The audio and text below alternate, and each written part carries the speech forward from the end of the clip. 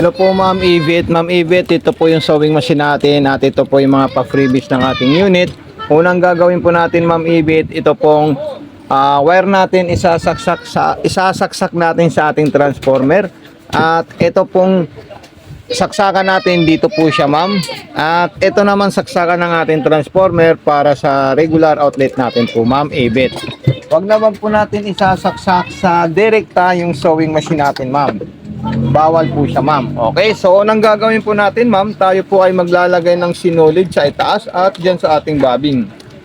Okay, so ganito po siya Ma'am, yung tamang pagtanggal ng bobbin dito sa itaas. Ayan, press lang natin ito, tatanggal po yung takip niya at ito po siya Ma'am.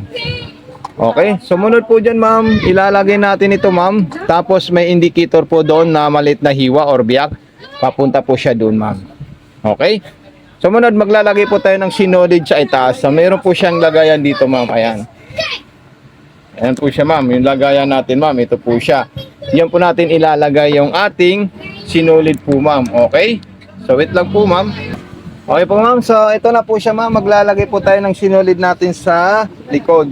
So ayan po siya Ma'am. Kukunin natin Ma'am Ibit yung sinolid natin sa likod. Step 1. Ayan po siya Ma'am. Dire-diretso lang po dito Ma'am.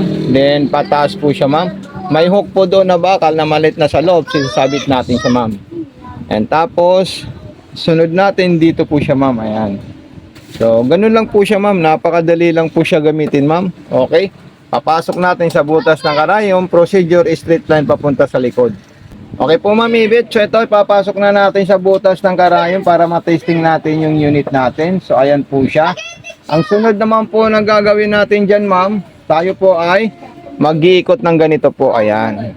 So, ikita nyo po, magsasama po yung dalawang sinolid. Ayan, yung sinolid sa bobbing at sinolid sa needle. Ayan. Tapos, isasarado po natin yan. Then, lalagyan natin ng tela. At ite-testing natin yung mga tahi ng ating unit. Okay? So, ayan po siya. Kung straight line na normal, pwede po yung number 2 or number 3. Ayan. So, normal na stitch po yan, Ma'am. Then, yung reverse, ito po siya, Ma'am. Ayan. Okay. Then, sumunod po dyan, Ma'am. Kung sakaling gusto niyo naman po ng zigzagger, hanapin niyo po yung number 7 or number 8. So, depende po sa tela. Kung anong gagamitin natin tela. Kung pang manipis, number 7. Kung pang universal na tela, number 8. Ayan, sa katulad din po yan Ma'am sa garterize, yung 9 at saka 10. Pag garter na manipis or makitid, number 9. Pag universal na garterize or mga underwear na universal, number 10. So, ayan. Sana maintindihan po ni Ma'am Ibet. So, wag niyo po kami Ma'am kalimutan i-PM Ma'am sa ating Facebook page sa mga to sewing machine vlog. Okay, so doon po tayo magbibigay ng mga video tutorial about dito. Andito po siya Ma'am, dito sa namin. TikTok Mato Sewing Machine, FB page Mato Sewing Machine Vlog, YouTube Mato Sewing Machine. So mayroon po tayong cellphone number po dyan na pwede rin po kayo Ma'am tumawag po Ma'am. Okay, so ayan, so button holder, ito po siya. Step easy muna, then letter D, pa-forward po siya Ma'am. Okay, gagawa natin ng button holder. Then balik tayo sa easy. Ayan, then punta po tayo sa letter B. So, ganyan po siya Ma'am. Tingnan niyo po siya Ma'am. Napaka-perfect ng ginawa ng button holder natin Ma'am. So, ito po siya Ma'am. Then, gagawin naman po natin yung mga double stitch natin. Ayan. So, ito po siya Ma'am. Then, mag-edging po tayo Ma'am. Ang edging natin, number 5. Ayan. Double zigzag, number 6.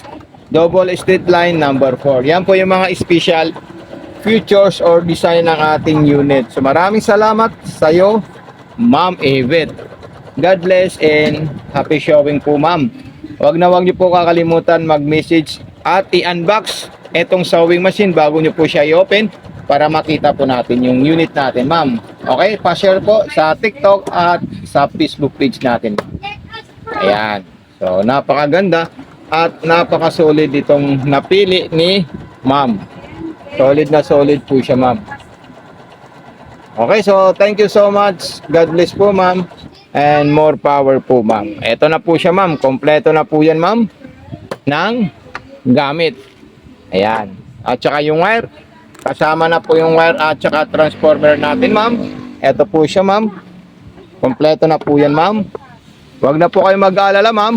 Any concern, any problem ng ating unit, nandito po kami para alalayan po kayo at saka turuan at saka bigyan ng mga idea para dito sa sewing machine na nabili nyo po, ma'am. Okay? So, God bless and more power po, Ma'am Evette.